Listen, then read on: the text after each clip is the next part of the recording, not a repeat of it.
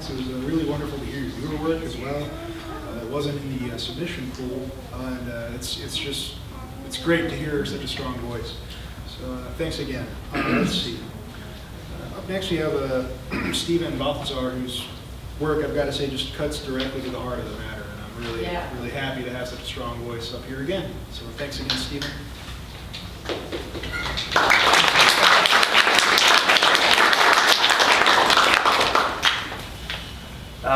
I wanted to thank y'all for having me out. Thanks to John Herndon for helping me find that voice.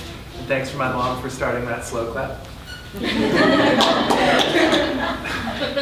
This is a selection from a piece I got in there that was kind of a tribute to a couple of friends of mine who lost a child real early on, and just seeing how they ended up dealing with that was really inspiring. So this is kind of how this found legs. At 32 weeks, you invited everyone over. Family came down from upstate, college friends came, the house was teeming with life. Everyone felt so good. Karen had a glass of champagne to settle her nerves. All the attention was overwhelming, and she hated it when people rubbed her swollen belly. You took the opportunity to misbehave one more time before you were parents forever, and ended up throwing up light beer in the woods. That night, as you kissed the back of Karen's neck, you thought about how different life was going to be. She told you the next day that you grinned the whole night. It was a few days after the party. The trash cans were sitting at the curb, overflowing with dripping garbage and cardboard from every baby item imaginable. You were moving a big pile of leaves around the yard, and you heard a scream from inside the house. Racing inside, Karen is prostrate on the ground in a pool of blood. In your surprise, you thought she had been shot. The doctors at the hospital asked if you wanted to hold the baby. They called it that, baby. It seemed so hopeful, so ignorant. If they had said body, it might not have given everything as much gravity, but as you met your son for the first and last time, his tiny body weighed 1,000,000 pounds, and your vision became hot when you passed him back to the nurse. The test they ran later told you it was an infection that caused this, and that it was nobody's fault. But that was the worst thing you could imagine hearing. Karen was in the bedroom. At least she was out of bed today. She would sit by the window, looking at a book. She'd been on the same one for a week. She took the opposite grief route that you did. You busied yourself with chores to keep your mind occupied, but she disappeared into her head.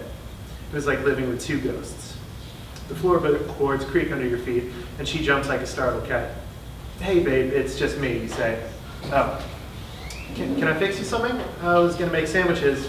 That's okay, she answers. She does this now, answering questions infuriating and vague, so you have to ask again, or she'll get mad that you did the wrong thing. You press on. Ham and cheese? We still have some of those artisanal pickles you like. I don't want anything. There's your answer. You walk over and kiss her on the back of the head. She doesn't turn around.